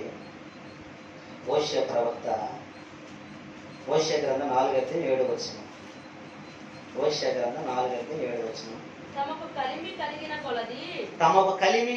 కొలది వారు నా ఎడల అధిక పాపము చేసిరి గనుక వారి ఘనతను నీచ స్థితికి మార్చుదును. చాలు ప్రియులారా, ఇశ్రాయేలు గురించి ఎక్కడ కూడా హోషేయ కూడా ప్రవచించేది. తమకు కలిగిన కలిమి కొలది ఏం చేశారంటే అండి, నాయుడు అధిక పాపం చేశారు కనుక ఘనతను వారి నీచ స్థితికి, వారి ఘనత అంతా ఏం చేస్తారంటే నీచ స్థితికి. ఇందాక హీన స్థితికి మార్చాడు. ఎరిమియా దగ్గరికి వచ్చేసరికి, హోషేయ దగ్గరికి వచ్చే నీచ స్థితికి. అంటే చూడండి పిల్లరా, అయితే దేవుడు దీవించేస్తున్నాడు, కానీ కలిగి కొద్ది నీచ స్థితికి మార్చేశాడు. మనం కూడా దేవుడు దీవించుకొద్ది మనం ఏం చేయకూడదంటే పిల్లరా, దేవుడి మాటకు లోబడాలి, కానీ లోబడని వారిగా ఉండకూడదు. ఎందుకు ఈ మాట చెప్తానంటే పిల్లరా, మనం చూస్తే దావీదు ఎలా ఉన్నాడు? దావీదు గొర్రెల దొడ్లోని తీసుకొచ్చాడు.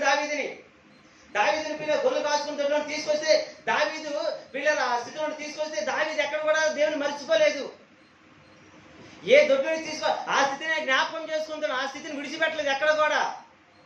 దావీదు గొర్రెల దొడ్లో నుంచి వచ్చి ఏ ప్రార్థన చేశాడు, సింహాసనం కూర్చున్నప్పుడు అదే ప్రార్థన చేశాడు, దీవించబడినప్పుడు అదే ప్రార్థన చేశాడు, మరణించే వరకు అదే స్థితిలో ఉన్నాడు. ఆ స్థితిలో నీవు నేను ఉండగలుగుతున్నా? అందుకే దావీదు రాజ్యాన్ని అంతకంతకు ఆస్వాదించేశాడు. అందుకే దావీదు ఒక మాట అంటే చూడండి, మొదటి దినవృత్తాంత గ్రంథాలు 22వ అధ్యాయము, మొదటి దినవృత్తాంతాల గ్రంథము 22:14. 22:14. ఇదిగో నేను నా కష్టస్థితిలోనే ప్రయాసపడి యెహోవా మందిరము కొరకు. చాలు ఏంటండి? నా కష్టస్థితిలోనే యెహోవా మందిరము కొరకు 2 లక్షల బంగారము నాడు వెండి జన మందిరం కొరకు అంట పిల్ల. కష్టస్థితిలోనే. ఎంత గొప్ప మాట! ఎప్పుడు చనిపోయిన తర్వాత, చనిపోతున్నప్పుడు పిల్లరా, ఇదిగో సొలొమోను చెప్తుంటే, ఇశ్రాయేలు పిల్లలు చెప్తుంటాడు, ఇదిగో నేను మందిరానికి కూడగెట్టాను, మందిరానికి నేను హెచ్చించాను, ఈ ధనం అంతా మందిరం కొరకే, నా కొరకు కాదు, అది ప్రేమించింది ప్రభు కొరకే. కష్టస్థితిలో మలిసిపోలేదు, కష్టస్థితిలో నుంచి. అందుకే దావీదు రాజ్యం స్థిరంగా ఉంది, దావీదు రాజ్యం ఆశీర్వదించబడింది, దీవించబడింది. ఆ దావీదు వంశం నుంచి, యోధాగోత్ర వంశం నుంచి ఎవరు వచ్చారంటే ప్రభువైన యేసుక్రీస్తు వారు వచ్చున్నారు. దేవునికి స్తోత్రాలు చెల్లిద్దాం. అందుకే నిలబడ్డాడు, ఎక్కడ కూడా పడుకోలేదు. కష్టస్థితిలో నుంచి వచ్చిన దాన్ని జ్ఞాపకం చేసుకుంటున్నాడు. మన యోబుని కూడా చూడొచ్చు. యోబుని చూస్తే, యోబు స్థితి ఏంటి ప్రియులరా? యూజు దేశపు ధనవంతుడు. ఆ దేశంలో ఆయన తప్ప ఏ ధనవంతులు లేరు, ఆయనే ధనవంతుడు, ఆస్తిపరుడు. అలాంటిది ప్రియులరా, తన స్థితి ఏమైపోయింది? అపవాది చేత ఏమైపోయిందండి? హీన స్థితికి వెళ్ళిపోయింది. అసలుకి ఎన్ని స్థితిలో, అన్ని స్థితిలోకి వెళ్ళిపోయింది. హీనమైన స్థితికి, దీన స్థితి, నీచ స్థితిలోకి వెళ్ళిపోయింది యోబుది. కానీ యోబుని దేవుడు విడిచిపెట్టాడండి. 9 నెలలు పోరాడాడు. 9 నెలలు. మనమా 1 నెల చూస్తాము, దేవుడు కార్యం చేయలే. 2 నెల దేవుడు లేడు, దెయ్యం లేడు అంటాం. దేవుడు ఉన్నాడు, దెయ్యం కూడా ఉందన్న సంగతి తెలియదు అసలుకి. ఇద్దరు ఉన్నారు. హల్లెలూయా. కానీ పిల్లరా, యోబు, అందుకే యోబు కూడా ఒక మాట అంటాడు చూడండి. యోబు గ్రంథం 8వ వచనంలో ఏమంటాడంటే,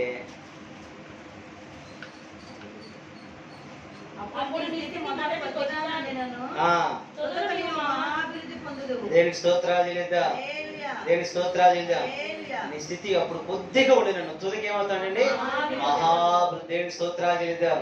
అలాగే మహాభివృద్ధి యోబు పొందుకున్నాడు, దావీదు కూడా మహాభివృద్ధి కలిగి ఉన్నారు పిల్లరా. ఎందుకని ఇద్దరు నిలబడ్డారు, నిల్చున్నారు పిల్లరా. కష్టస్థితి మర్చిపోలేదు దావీదు, ఇక్కడికి వచ్చారు. యోబు కూడా మర్చిపోలేదు ఆ స్థితి. ఇచ్చిన దేవుడే తీసుకున్న దేవుడే అని చెప్పి ఉన్నాడు. మనం కూడా దేవుడి సన్నిధిలో ఏం చేయాలంటే నిలబడాలి, నిలబడాలి పిల్లరా. ఏ స్థితిలో పిలబడ్డామో ఆ స్థితిలో నిలబడాలి. దేవుని స్తోత్రాలు చెల్లిద్దాం. ఏ స్థితిలో మనం ఏదైతే ప్రేరేపించో ఆ స్థితిలో నిలబడాలి. నిలబడకంటూ కుంగిపోకూడదు. నా దీనస్థితి ప్రియులరా, 7 వేల ప్రార్థనలో నా దీనస్థితి, పడిపోతానేమో, అయ్యో ఏం చేయలేనేమో, ఏమో సేవకులు గౌరవించలేమో అనుకునేటప్పుడు ఆ స్థితిలో నేను ప్రియులరా ఎక్కడ కుంగిపోలేదు. అయినప్పటికీ నమ్మకస్తులుగా ప్రభుకి ఎవరికి తక్కువ లేకంట ప్రభు ఆ సహాయం చేయాలంటే ఆ స్థితిలోని ప్రియులరా ఎవరికి తక్కువ లేకుండా ప్రభు అందరికీ ధారాళంగా ఇచ్చినట్టుగా అందరికి సమృద్ధిగా ఇవ్వడానికి దేవుడు అదే స్థితిలో నిలబెట్టాడు. దేనికి స్తోత్రాలు చెల్లిద్దాం, దేనికి స్తోత్రాలు చెల్లిద్దాం. ఆ స్థితిలోంచి జారిపోయి పడిపోయాం అనుకోండి, కుంగిపోయాం అనుకోండి, నిల్చోలేము పిల్ల. అక్కడ మళ్ళీ ఏం చేస్తాను, సిగ్గుపరిచేస్తా అంటాడు. నేను అన్నాను, ఓపిక తర్వాత ఫోన్ చేసి అన్నాను, అయ్యగారు మీరు ముందుగానే దేవుడు మీకు మాట్లాడారేంటి, ఈరోజు ఇక్కడ 2000 యాంపుల్ పెరుగు అవుతుందని చెప్పి ముందుగానే మీకు మాట్లాడి కానుకి వదిలేసి కానుకి ఇచ్చారు మాకు అని చెప్పాను. ఆయన నవ్వుతున్నాడు సంతోషపడుతూ. దేవుడి పని, దేవుడి కార్యాలు మనం ఏం చేస్తాం, దేవుడు అద్భుతాలు మనం చూడగలుగుతామని చెప్పి నేను అడిగాను. అప్పుడే తర్వాత బాగా అయిపోయిన తర్వాత ముందుగానే మీకు ఏమైనా చెప్పి పంపించాడు ఏంటి అయ్యారు అని చెప్పి. కొన్నిసార్లు ప్రియులారా దేవుడు చేసే అద్భుతాలు మనకు తెలియదు. మన స్థితి ఇంతే కదా, అయ్యా మన స్థితి ఈ రోజు అయిపోద్ది, మన స్థితి నష్టం ఏమనుకుంటాం. కానీ నీకు ఇవ్వాలి, నువ్వు ఎవరికైతే ఇవ్వాలనుకుంటావో వాళ్ళకి ఇచ్చి పంపేది నువ్వు అనుకుంటూ ఉంటావు. ఆ రోజుతో అమ్మ నా స్థితి అయిపోయింది అనుకుంటావు. కానీ దేవుడు ఏం చేస్తాడంటే ఇవ్వాల్సిన వాళ్ళకి ఇచ్చేసినప్పటికీ తీసుకుని వాళ్ళు నీకే మళ్ళీ తిరిగి అంతగా అధికంగా ఇచ్చి పంపిస్తాను ఆ దేవుడు. దేనికి స్తోత్రాలు చెల్లిద్దాం. ఏం చేస్తాడండి, అప్పు ఒక 50,000 ఎవరికి ఇవ్వాలనుకున్నాడు అనుకోండి, ఇంకా మీకు డబ్బులే 50,000 ఇచ్చితే స్థితి ఏంటని అనుకుని ఉంటారు. నా పరిస్థితి ఏంటయ్యా, రేపు నుంచి ఎలాగీళ్ళకి ఇచ్చేస్తాను, మామూలుగా తీసుకొని అప్పు కాకుండా మామూలుగా ఇవ్వాలనుకుంటున్నాం, ఏ ఊరికి ఇవ్వాలనుకోలేదు, అప్పు ఇవ్వాలంటే మాకు ఇచ్చేస్తున్నాం, నా స్థితి ఏంటయ్యా ఇచ్చేస్తా అనుకుంటే వాళ్ళ చేత నీకేం చేస్తా అంటే, అమ్మ ఇప్పుడు వరకు నువ్వు వడ్డీ కట్టాలే, ఇప్పుడు దాకా ఇచ్చే ఇదిలో నీ డబ్బులు నువ్వే ఉంచుకోవాలి అని చెప్పి ఇచ్చి వెళ్ళిపోయినట్టు వాళ్ళు మన దేవుడు ఎవరెత్తుతూ ఉంటాడు. దేనికి స్తోత్రాలు చెల్లిద్దాం. అలాగే చేయగలను నా దేవుడు, గొప్ప అద్భుతాలు చేసే దేవుడే మన దేవుడు. కానీ మనం ఏంటి, నిలబడితే పిల్లరా దేవుడు ఆశ్చర్య కార్యాలు చేస్తాడు. అందుకే అపోస్తలుడైన పౌలు గారు అంటున్నాడు, ఏ స్థితిలోనూ పిలబడ్డావో ఆ స్థితిలోనే నిలబడి దేవుడితో సహవాసం చేయండి. దేవుడికి స్తోత్రాలు చెల్లిద్దాం. మొదటిగా ఏమో పిల్లరా ఏ స్థితిలో పిలబడ్డా ఆ స్థితిని మనం ఏం చేయకూడదు, ఉనికిని కోల్పోకూడదు. రెండవది ఆ స్థితిలోనే నిలబడాలి. ఆ స్థితిలో నిలబడిన దావీదు హెచ్చించబడ్డాడు, ఆ స్థితిలో నిలబడిన యోబు ఆశీర్వదించబడ్డాడు. ఆ స్థితిలో ఇశ్రాయేలు ప్రజలు నిలబడలేకపోయారు. అందుకే ఇర్మియా ప్రార్థన చేస్తాం వారి కొరకు, అయ్యా మరలా మా పరిస్థితి మాకు అనుకరించండి. దేనికి స్తోత్రాలు చెల్లిద్దాం. ఈరోజు ఆ స్థితిలోని దేవుడు మీకు ఇచ్చిన స్థితిని వాళ్ళు కోల్పోతే మరలా మీరు ఏం చేయాలంటే, మరలా పూర్వవైపోయి నాకు దయచేయని చెప్పి మళ్ళీ ప్రార్థన చేస్తే దేవుడు అంతకంతగా దేవుడు మిమ్మల్ని ఆశీర్వదిస్తూనే ఉంటాడు. కోల్పోయిన దాన్ని మనం తిరిగి అనుగ్రహించును గాక, కోల్పోయిన సమృద్ధిని మళ్ళీ దేవుడు మీకు ఇచ్చిన గాక, కోల్పోయిన నీ చేతి కష్టాలు దేవుడు మళ్ళీ కలుగజేయను గాక. హల్లెలూయా, హల్లెలూయా. మూడవదిగా చెప్తున్నాడు అక్కడ ఏమని ఉంటుందంటే పిల్లరా, ఆ స్థితిలో నేనంటే ఏం చేయాలంటే దేవుడితో సావాసం కలిగి ఉండాలి. ఏం కలిగి ఉండాలండి, దేవుడితో సావాసం. ఆ స్థితిలోనే అబ్బో నేను ఉండనండి, ఎక్కడ 10 మందే ఉన్నాము, మొన్నటి వరకేమో నాకేం లేదు కాబట్టి 10 మందితో ఉన్నాను. ఇప్పుడు నా స్థితి మారిందిగా, నా కారు వచ్చిందిగా, ఇప్పుడు 3 అంతస్తుల బిల్డింగ్ వచ్చిందిగా, మెడలో చైన్ ఉందిగా, నేను ఎక్కడ ఉన్నానండి, నేనేదో ఎక్కడికి వెళ్ళిపోతాను, జాగ్రత్త దగ్గరికి వెళ్ళిపోతానండి, సతీష్ కుమార్ దగ్గరికి వెళ్ళిపోతానండి. అక్కడైతే అందరూ పోటీసీలు వస్తారు, దానే ఉంటుంది, అక్కడైతే ఏసీ ఉంటుంది, అక్కడైతే ఏముంటుందండి, అక్కడైతే పెద్ద పెద్ద ప్రసంగాలు ఉంటాయండి. హల్లెలూయా. ఇప్పుడు దేవుడు అదే మూడో చెప్పేది, నువ్వు ఏ స్థితిలో పిలబడి ఆ స్థితిలోనే దేవుడితో సావాసం చేయాలి. ఎక్కడ సావాసము? దేవుడు ఎక్కడైతే నెచ్చించాడు, ఎక్కడే దీవించాడు, ఏ స్థితిలో అక్కడ పిలబడి ఆ స్థితిలోనే ఇక్కడ ఆశీర్దించబడి దీవించబడి ఎక్కడే దేవుడితో నువ్వు సావాసం చేయాలి. దేనికి స్తోత్రాలు చెల్లిద్దా. స్థితి మారిపోయిందని చెప్పి నువ్వేమైపోకూడదు, పారిపోకూడదు ఇంకొకడికి. ఇదే యూట్యూబ్లో ఎక్కడ చూసినా దొంగ ప్రవక్తల గురించి 2 నెలలు బట్టి తెగ దైవశాఖలు అందరూ ఒకరి తర్వాత ఒకరు యూట్యూబ్లో ఏ ఛానల్ చూసినా చెప్తాను. ఏమనంటే బైబిల్ ఇష్టానుసారంగా వాడిస్తుంటున్నారు. నాకు ఇచ్చిన పిలుపు వేరు అంటున్నారు, నాకు ఇచ్చిన ఆత్మ వేరు అంటాడు. పిలుపు వేరు ఆత్మ వేరు అయితే ఏదవుతుందని తెలిసి పిల్లరా, అద్భుతాలు అక్కడక్కడ చేయాలి. దేవుడు ఏం చేయాలండి? అద్భుతాలు అక్కడక్కడగా చేయాలి. అంటే ఏం చేస్తారంటే అరటిపండు ఒలిసిస్తూ ఉంటారు, దాని లోపల ఏముందో తెలిసి చూపించరు. ఏం చేస్తారండి? అరటిపండు ఏం చేస్తారు? ఒలిసిస్తాపా ఎంత మధుర, ఎంత బాగా కనబడి దాని లోపల ఏముంటుంది? పండు ఇరిసి చూస్తే ఏముంటుంది? ఏముంటాయండి? కొన్ని పురుగులు ఉండొచ్చు, కొన్ని లోపల గట్టిగా ఉండొచ్చు, కొన్ని యత్నాలు ఉంటాయి. అవి చూపించరు. దాన్ని ఎలాగ పరిశుద్ధపరచాలి, దాన్ని ఎలా పవిత్రపరచుకోవాలి, ఏ తినాలని దాన్ని చూపించరు. ఆ తొక్క తీసి చూపిస్తూ ఉంటారు. అబ్బా ఎంత నిగనిగలాడుతుందని చెప్పేసి. అంటే వాక్యాన్ని లోపల చూపించరు. ఆశీర్దించబడిన వాక్యం చూపిస్తారు, దీవించబడిన వాక్యం చూపిస్తారు. అయ్యి ఎలాగ ఆశీర్దించబడి ఎలా దీవించబడిన ఆ వాక్యం చూపించరు. అలా చూపించకంట పైన చూపిస్తూ ఉంటారు. ఎలాగా? 50 రూపాయల చీర అని, 100 రూపాయలు 3 షర్ట్లని, రూపాయికి జాకెట్ అని ఇప్పి చూపిస్తారు. అలేనా ఎప్పుడన్నా లేదంటే అది రూపాయికి ఎవరు ఇస్తారు అంటారు, ఎప్పుడన్నా లేదు 50 రూపాయలు కాబట్టి ఎప్పుడన్నా లేదు అంటారు. ఇప్పి చూపించరు వాళ్ళు. ఎందుకని? ఇప్పితే బండారం అంతా బయటపడుతుందని, ఇప్పితే ఒకవేళ దాంట్లో డామేజ్ వెళ్తుందని. ఎందుకని ఇప్పి చూపించారు? వాళ్ళ లోపల ఏముంటుందో తెలిసిపోతూ ఉంటుందని. హల్లెలూయా.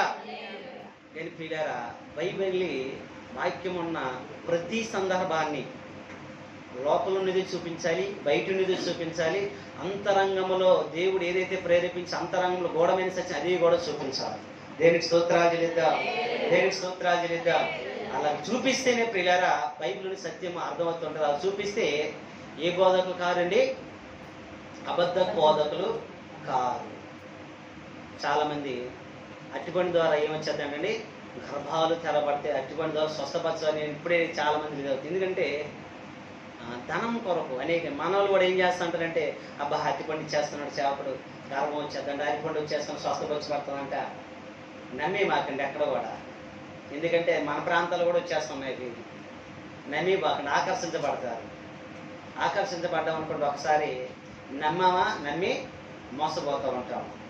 దేవుడు ప్రియులారా ఏదైనా అద్భుతం చేయాలి, ఆశ్చర్యకార్యం చేయాలంటే ముందు నువ్వు ప్రార్థన చేయాలి, నీలో విశ్వాసం రావాలి. దేవుడి స్తోత్రాలు. దేవుడితో నీ సావాసం ఉండాలి. అది లేనిది నీ సావాసం దేవుడితో లేని, దేవుడి దగ్గర నీ విశ్వాసం లేనిది దేవుడు నమ్మంది అద్భుతం చేయుడు.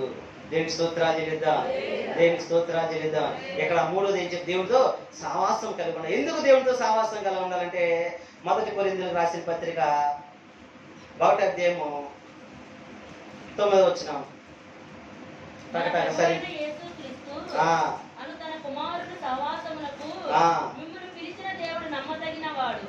చాలా పిల్లలు ఏంటండి? ఎందుకు సావాసం చేయాలనంటే పిల్లరా, మనం పిలిచిన దేవుడు ఎలా అంటాడండి? నమ్మదగిన వాడు. మన పిలిచిన దేవుడు నమ్మదగిన వాడు. అందుకే దేవుడితో సావాసం చేయాలి. లేవు నట్టింట్లో ముంచేసే దేవుడు కాదు మన దేవుడు. ఏం దేవుడు కాదండి? నీటిలో తీసుకెళ్ళి అక్కడ నీటిలో ముంచేసే దేవుడు కాదు. లేదు కొండపైకి ఎక్కించి కొండపైన దింపేసే దేవుడు కాదు. లేదు అగ్నిలో తీసుకెళ్ళి అగ్ని వదిలేసే దేవుడు కాదు. నువ్వు జలమలలో పడి వెళ్ళినా నీకు తోడుగా ఉంటాడు. అగ్నిలో పడివేసి అక్కడికి వస్తావు అంటాడు. పిల్లరా నువ్వు క్రూరముగా అక్కడికి వచ్చేస్తావు అంటాడు. నువ్వు ఎడారు నడిచి నీతో వచ్చేస్తూ ఉంటాడు మన దేవుడు. దేనికి స్తోత్రాలు చెల్లిద్దాం. నువ్వెక్కడ పిల్లరా ఆయన మోకరించి అక్కడికి వచ్చేస్తావు. ఎందుకంటే ఆయన పిలిచిన దేవుడు నమ్మదగిన దేవుడు. ఆయన ఈరోజు అనేక మంది పిలిచి నమ్మించి మోసం చేయొచ్చు. నీ పిలిచి నీ బంధువులు విడిచిపెట్టవచ్చు, కానీ దేవుడు మాత్రము విడిచిపెట్టేగా నమ్మదగిన దేవుడు. దేవునికి స్తోత్రాలు చెల్లిద్దా. అపోస్తలుడు పౌలు గారు చెప్తున్నారు కొరింథీయులకు ఎందుకు నమ్మదగిన దేవుడు పిల్లారా. ఈ సముద్రంలో 3 సార్లు ఏమో తెలుసా? పడవ 3 సార్లు ముక్కలైపోతుంది సముద్రంలో. చెరువులు అయిపోతే ఏం చేయగలుగుతామంటండి చెప్పండి? చెరువులు అయిపోతే ఏదో ఈదుకొని వచ్చేస్తాం. సముద్రంలో ఈదుకొని రాగలుగుతామండి? రాగలుగుతామా?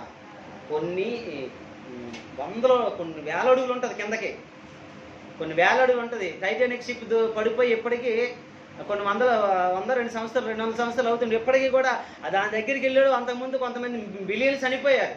ఎన్నో కొన్ని వేల అడుగుల లోపల ఉంది, అంత లోతు ఉంటుంది. కానీ 3 సార్లు ప్రియులారా అపోస్తలుడైన పౌలు గారు పడవ ముక్కలైపోయింది, చల్లసి ఇరిగిపోయింది. కానీ 3 సార్లు సముద్రం నుంచి దేవుడు బయటికి తీసుకొచ్చాడు. దేవునికి స్తోత్రాలు చెల్లిద్దాం. అంతేకాదు కొరడ దెబ్బలు ఒకటి తక్కువ 40 కొరడ దెబ్బలు అపోస్తలుడైన పౌలు గారు కూడా 4 సార్లు కొట్టించుకున్నాడు, 3-4 సార్లు కొట్టించుకున్నాడు. అంతేకాదు ఎత్తైన కొండపై తీసుకెళ్ళి చూడటం, మన కొండ కనబడుతుంది ఎదురుగా, ఆ కొండపై తీసి అక్కడి నుండి పడేశారు పౌలు గారిని. అక్కడి నుంచి పడేశారు, కిందకి ఇసిరేశారు. అయినప్పుడు కూడా చనిపోలేదు.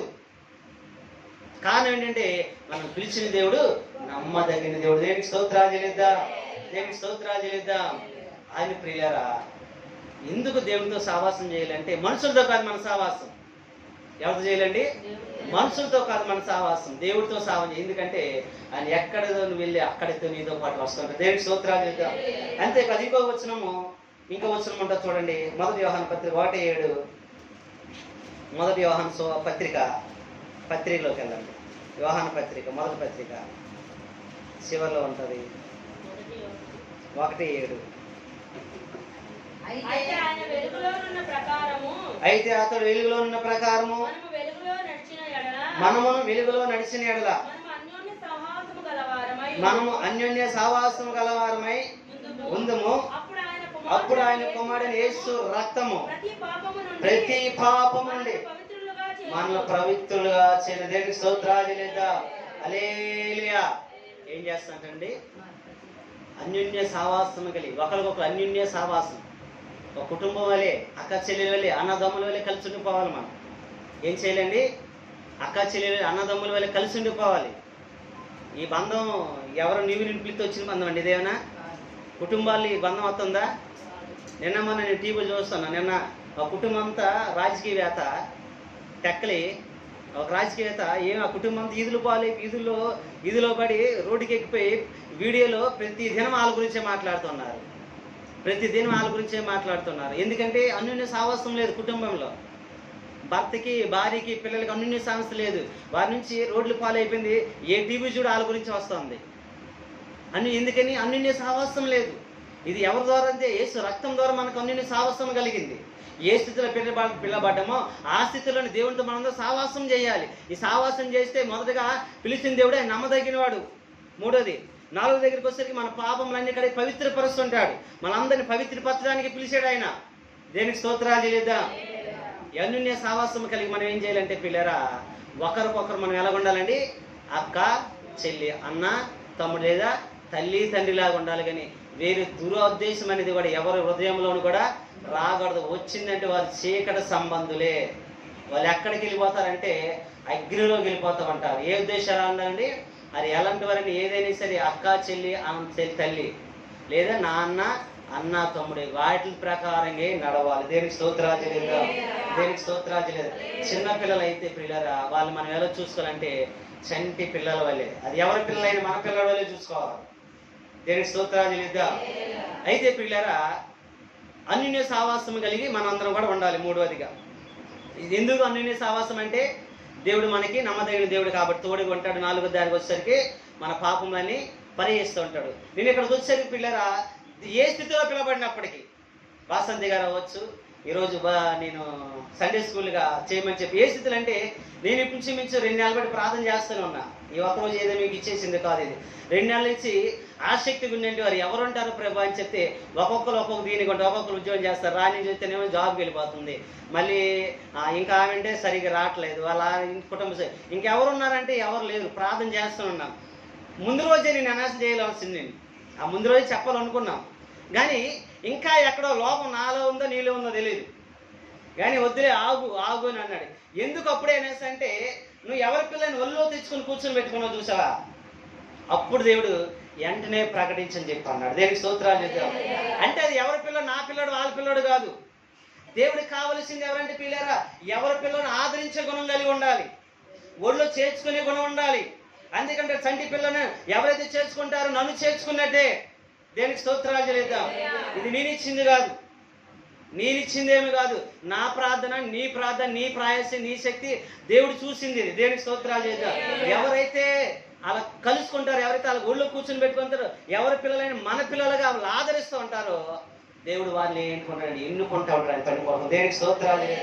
అయితే పిల్లల స్థితి మర్చిపోకూడదు. మీకు కూడా ఏ స్థితిలో మనం వచ్చామో ఆ స్థితిని మనం ఏం చేయకూడదు, మర్చిపో. అదే స్థితిలో మనం ఏం చేయాలి, దేవుడు ఆశ్రదించిన దీవించిన ఎక్కువ మనం ఏం చేస్తాం, ఈ స్థితిలోకి వచ్చేసరికి దేవుడిని ఏం చేస్తాడంటే వాడేసుకుంటాడు.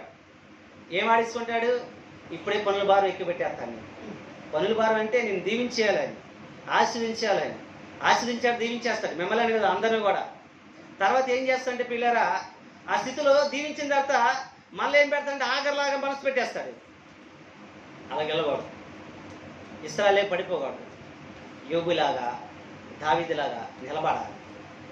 అంతేకాదు మూడు దగ్గరికి వచ్చేసరికి మనుషులతో సావాసం ఉండాలి, దేవుడితో సావాసం మరి ముఖ్యం ఉండాలి.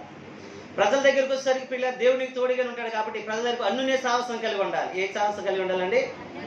వెళ్ళిన పిల్లలందరి దగ్గరికి ముద్దుగా ఎవరో పంపించారు.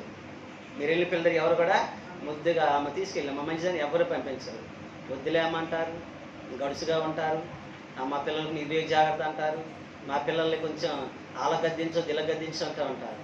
కానీ ఎలాగని అనేక సార్లు అనేక మంది అంటారు. కానీ మనం ఏం చేయాలంటే వారితో అన్యున్య సావాసం. అన్యున్య ఏం సావాసం అండి? అన్యున్య అంటే కలిసిపోయే మనసు రావాలి. నేను వ్యతిరేకించే వాళ్ళు ఉంటారు, మంచిగా పోడే ఉంటారు. మంచిగా పోడే నాతో బాబా మంచిగా మాట్లాడుతున్నా వాళ్ళతో నువ్వు వెళ్ళిపోయి కలిసిపోయి ఉండకూడదు. అయ్యో నిన్ను దూరం పెట్టి వాళ్ళతో కూడా నువ్వు దూరంగా ఉండకూడదు. వీళ్ళతోటి కలిసి మాట్లాడాలి, వాళ్ళతోటి మాట్లాడాలి. దేవుడు ఎవరు చెప్పేది ఎక్కువ. అవి ఏమంటే పిల్లరా, నువ్వు ప్రేమించేవాడిని ప్రేమిస్తే నీకు కలిగే ప్రతిఫలం తక్కువ. నేను ఎవరైతే ప్రేమించరో వారిని ప్రేమిస్తేనే ఏం కలుగుతుంది, ప్రతిఫలం కలుగుతుంది. దేవునికి స్తోత్రాలు. ఇప్పుడు ఎంతసేపు నన్ను ప్రేమిస్తున్నారు, ఎంతసేపు నన్ను ప్రేమిస్తున్నారు అనుకోండి. ఇప్పుడు పద్మ గారు, విజయ్ గారు ఎంతసేపు ప్రేమిస్తున్నారు, వాళ్ళతో నేను ఎక్కువ ఉన్నాను, వాళ్ళు నాతో ఎక్కువ, ప్రతిఫలం వాళ్ళకు రాదు, నాకు రాదు. వాళ్ళు ఏం చేయాలి, వాళ్ళు సంఘాన్ని ప్రేమించాలి, నేను సంఘాన్ని ప్రేమించాలి. అప్పుడే ప్రతిఫలం. ఎంతసేపు మాకు మేము ఉన్నాను, ప్రతిఫలం వాళ్ళకు రాదు, నాకు రాదు. అవునంటారు కాదంటారండి. అందుకే ప్రేమించాలని ప్రేమించాలి అని సంఘం అంతటిని ప్రేమిస్తేనే వాళ్ళైనా నేనైనా సరే అప్పుడే ప్రతిఫలం. ఇక్కడ కూడా పిల్లరా అందరినీ మన అందరం కూడా అన్యున్య సావాసం కలిగి ఒకరికొకరు ఏం కలిగి ఉండాలని, ఒకరికొకరు ప్రేమించాలి. కష్టాలు ఉన్నప్పుడు మనం వెళ్ళాలి, వ్యాధులు ఉన్నప్పుడు వెళ్ళాలి, సమాధానం సంతోషం ఉన్నప్పుడు కూడా మనం ఏం చేయాలండి, అది ప్రేమించేవాళ్ళు. దేవునికి స్తోత్రాలు. అందుకే అపోస్తలుల పౌలు చెప్తున్నట్టుగా ఏ స్థితిలో మనం పిలబడతామో ఆ స్థితిలోనే దేవునితో సావాసం కలిగి ఉండాలి. దేవునికి స్తోత్రాలు. అలాగే ప్రియులారా అలాగే సావాసం కలిగి ఉంటే ఒకటి మనం చూస్తే ఉనికిని ఏం చేయకూడదండి, కోల్పోవడం. రెండోది ఆ స్థితిలోనే నిలబడాలి. మూడోది దేవునితో సావాసం చేయాలి. ఎందుకు సావాసం చేయాలంటే మన తోడు కావాలని, తోడు లేదు మనం ఏం చేయలేము. మూడోది నాలుగోది ఎందుకు సావాసం కలగాలంటే ఆయన మన అతిక్రమల పాపంలోనూ ఆయన పవిత్ర పరిచయ దేవుడు. దేవునికి స్తోత్రాలు. అందుకే పిల్లారా ఆ స్థితిలోనే ఉండాలి, ఆ స్థితిలోనే దేవుని స్తుతించాలి. ఉనుకును కోల్పోకూడదు, స్థిరంగా ఉండాలి, దేవుడు తోడు తీసుకోవాలి. అన్యున్య సావాసం కలిగి మన పాపములను పరిశుద్ధపరుస్తున్నాడు. దేవునికి స్తోత్రాలు. ప్రార్థన చేద్దాం అందరం కూడా. మన స్థితి ఏంటంటే జ్ఞాపకం చేసుకుందాం, మన స్థితిని జ్ఞాపకం చేసుకుందాం. ఒకసారి జ్ఞాపకం చేసుకుందాం.